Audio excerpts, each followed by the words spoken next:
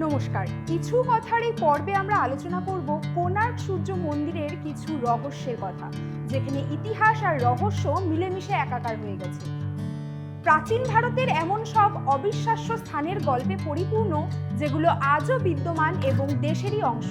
কোণার্ক সূর্য মন্দির এমনই একটি স্থান। এটি ওড়িশায় অবস্থিত। এই 700 বছরের পুরনো মন্দিরটিকে ঘিরে রয়েছে অনেক গল্প ও রহস্য। সময়ের পরিবর্তন, নগরীয় বিকৃতি ও পুনর্নির্মাণ, রাজ্যের উত্থান পতন ও পরিচয়ে বিলীন হয়ে যাওয়া, এই সবই ঘটেছে এই মন্দিরে।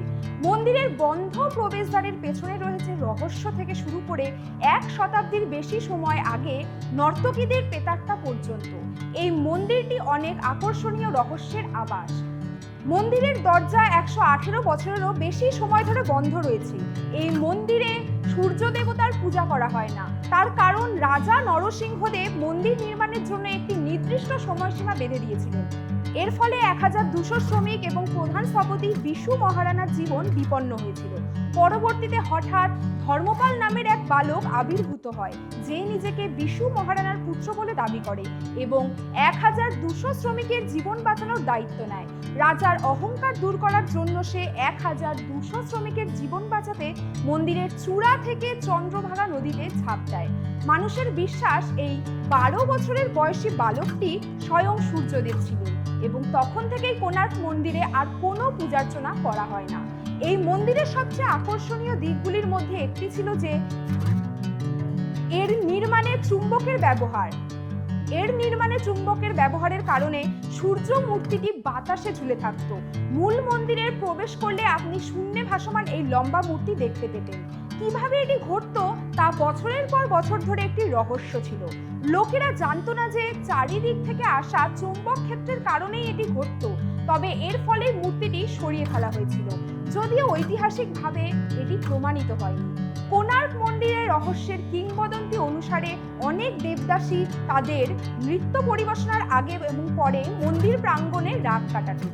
ফলে পর্তুগিজ নাবিকরা যখন চুম্বকটি সরানোর চেষ্টায় মন্দিরে আক্রমণ করে, তখন তারা কাঠামোর বেশিরভাগ অংশই ধসিয়ে ফেলে এবং এই ধ্বংসযজ্ঞে বেশ কয়েকজন দেবদাসী এবং নর্তকী নিহত হন।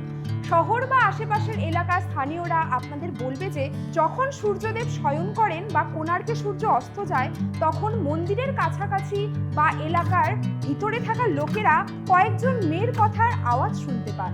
তাদের ঘুঙুর শব্দ শুনতে পান। তারা শুনে মনে হয় তারা আপনার পাশ দিয়ে ধ্বংসাবশেষের কোথাও দৌড়ে চলে যাচ্ছে।